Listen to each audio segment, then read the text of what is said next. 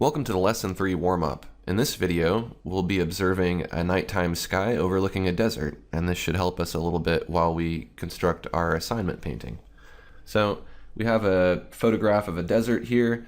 The emphasis is really on the sky in this particular photograph, so the sky is the lightest area, and this particular style of photography has a tendency to make everything else dark, and just the sky ends up being the lightest point. So, it may be a little hard to see everything else here, so what I've done is I've used the equalize filter to brighten things a bit, and now you can see what's going on here. There's some mountains in the distance, and there's a big plateau here, and then there's a bunch of little shrubs placed here and there that have their own little shadows that kind of come out. There must be some light coming from over here. And then there's this definition of lighter area where there's this clay that's kind of elevated. It almost erupts up out of the earth, and so it casts a little bit of shadow on the side here, and that kind of helps it look elevated.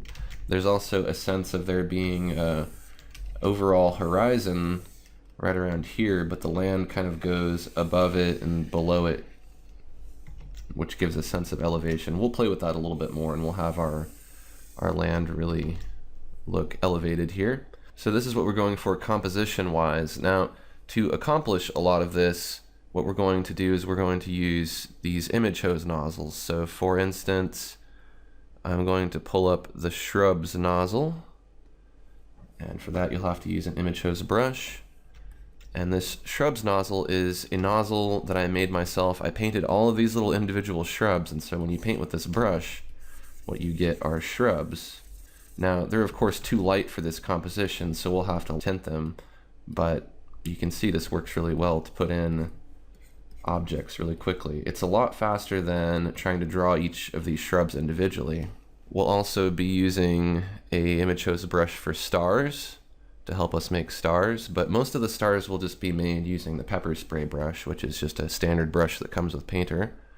We'll also use some of the dabs brushes and the paint break brush, which are located in the Painterly category. And these are brushes that work with your secondary color to be tinted any color that you want. So if I wanted to make a blue streak of paint, I have to switch to my secondary color here, click on that, pick the blue, and then pick the paint break image hose. And when I paint with this, what I get is something that looks a lot like thick paint that you would get from a palette knife.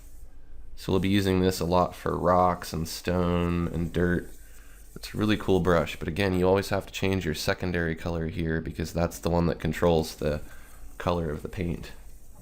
So there you go. Now we have a game plan. You can go ahead and move on to the Lesson 3 assignment.